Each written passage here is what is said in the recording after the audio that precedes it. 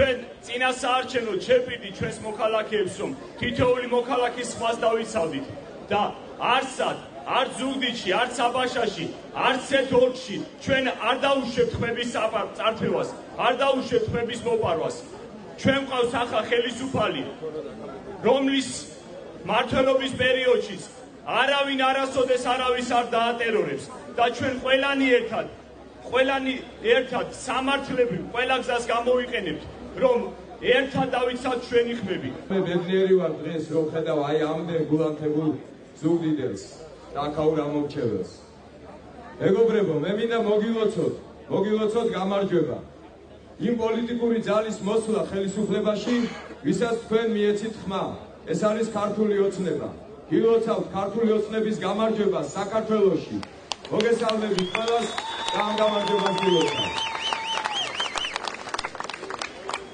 მე ვიცი და ჩემზე უკეთ თქვენ იცით, რომ თქვენ ზუგდიდის ამორჩეველმაც გააკეთეთ უმრავლესობამ ეს არჩევანი, მაგრამ რატომღაც მოხდა ისე, რომ ხაღალზე სხვა ციფრი დაიწერა. ეს ციფრი ტყუილია, ეს არ არის სიმართლე. და დღეს ზუსტად ამიტომ ხართ აქ შეგროვილი. ზუსტად ამიტომ გეხართ აქ, რომ დაიცვა თქვენი არჩევანი. ნამდვილად დასრულდა, მეგობრებო, საქართველოში ის დრო, როდესაც შეიძლებოდა ქართველი ხალხისთვის წაერთმიათ არჩევანი. ქართველი ხალხისთვის შეურაცხყოფა მიეყენებინათ. ჩვენ აღარ მოვითმეთ შეურაცხყოფას. ჩვენ დავიცავთ ჩვენ არჩევანს. თქვენ დაიცავთ, თქვენ აუცილებლად მიიღებთ უახლოეს ხანში, ძალიან მალე, იმ შედეგს, რაც თქვენ დააფიქსირებთ, რაც თქვენ გამოხატეთ. აუცილებლად ქართული ოცნება გაიმარჯვებს ზუგდიდში, ისევე როგორც მთელ სამეგრელოში და აუცილებლად თქვენი მაჟორიტარი კანდიდატი იქნება ერთ-ერთი ღირსეული მოქალაქე დღეს საქართველოში, ირაკლი ალასანია. მივესალმოთ მას. გაიხარეთ, ზუგდიდელები, გაიხარეთ. მადლობა. და ბედნიერი ვარ. ყველაფერი დამთავრდა ირაკლი. ეს წამება, ეს ვაება, ეს შიში, ახალაიები, სააკაშვილი, ყველაფერი დამთავრდა. და მოვიდა თავისუფლება. ირაკლი ჩემი მეგობარია ალასანია და ირაკლისთან ჩამოვიდი. პლუს კეთმა უნდა ვინახული, კი. კი. მეტი რა, ნუ იცით მე სადაც ვარ, როგორც ვარ.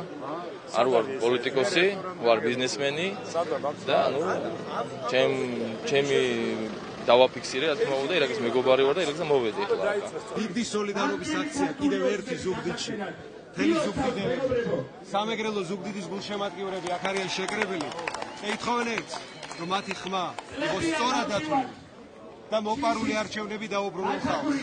მაგრამ ასევე ჩვენ ყველას კარგად გვესმის, რომ ჩვენ ვართ ხელისუფლება უკვე და ამიტომ აუცილებლად, რასაც იძახოდა ბიძინა ივანიშვილი, ჩვენი კოალიცია თვეების მანძილზე მხოლოდ და მხოლოდ სამართლებრივი და მშვიდი გზით მივახცევთ ყველა ჩვენ მიზანს და მათ შორის სამართლიანობის აღდგენა ზუგდიდში.